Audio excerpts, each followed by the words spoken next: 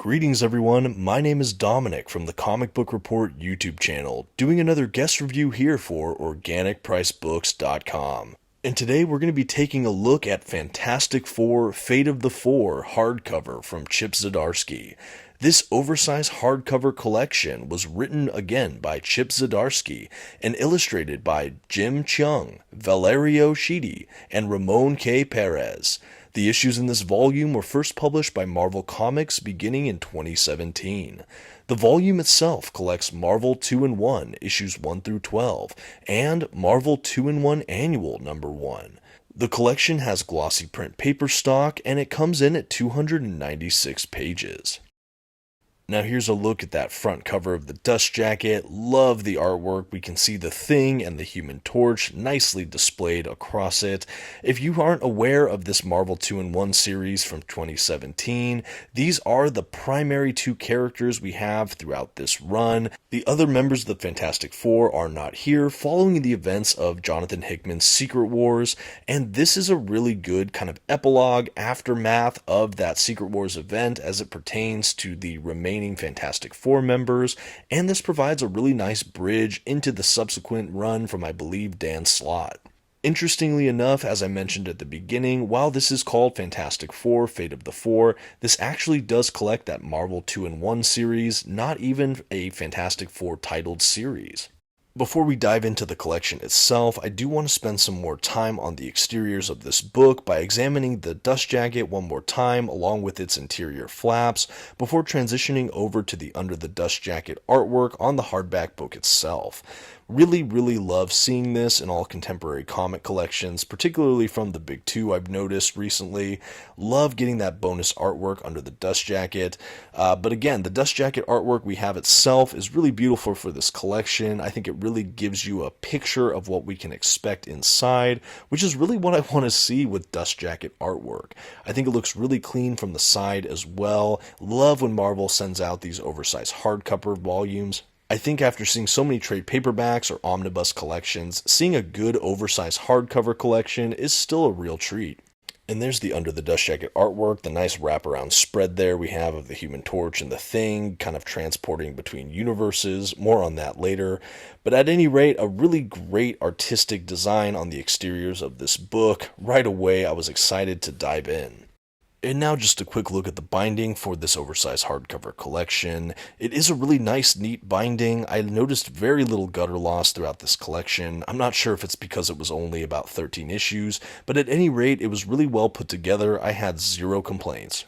Okay, and now we can transition into the collection proper, diving into that Marvel 2-in-1 series from 2017. Jumping into the collection, we have some common front matter, a title page, publication info, things like that, before diving into the first issue of that Marvel 2-in-1 series. Now, to set the stage for this collection, I will have to briefly tiptoe around some of the events at the conclusion of Secret Wars that really set up this run.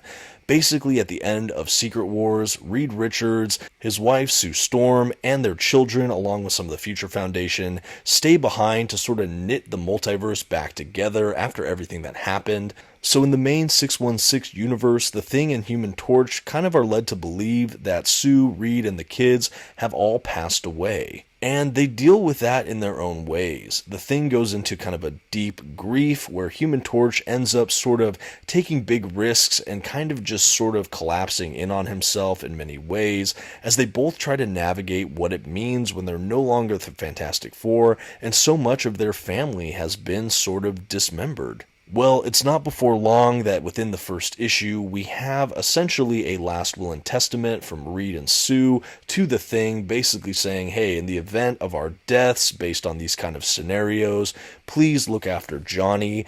Reed basically leaves instructions as well for the Thing to keep exploring. That's the thing that the two of them need to do. Beyond the superheroics, they were really an exploratory family. And even in the wake of their deaths, to still really seek out new adventures and to hold on to that spirit of exploration that so bound the Fantastic Four.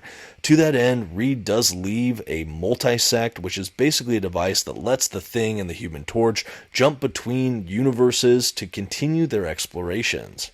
The wrinkle, however, with this series is that the Thing is aware that this is sort of a last will and testament from Reed and Sue, versus what he communicates to Johnny is that Reed has left this thing behind in the hopes that we can go find them wherever they are in the multiverse. So the Human Torch kind of comes out of his self-destructive funk to a degree to really embark on this adventure to hopefully find his lost family. All the while, Ben Grimm knows that he's lying, he's still dealing with his own grief after his departed friends and family here, and he also knows that he's trying to help buoy Human Torch back to a place of hopefulness, but he's given him this lie to hold on to. So right away from the early issues, we have a very clear sense of stakes and purpose. For one, it's an exploration to reunite with their family. For the other, it's a way to help get their dearly beloved friend, and in many ways brother, a chance at hope throughout this grief. And along the way, they kind of team up with some unlikely allies, and frankly, there's a ton of twists and turns along all of these adventures.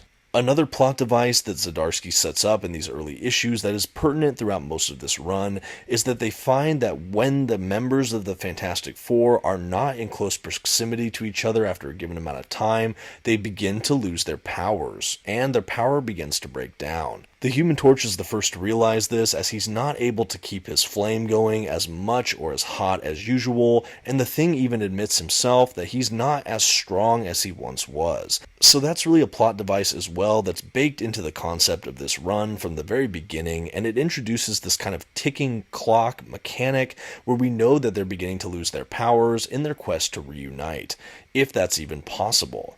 And frankly, this is a great setup for a Fantastic Four series. Again, I know it's technically Marvel 2-in-1, but we're going to consider it a Fantastic Four series because ostensibly that's what we're really getting here.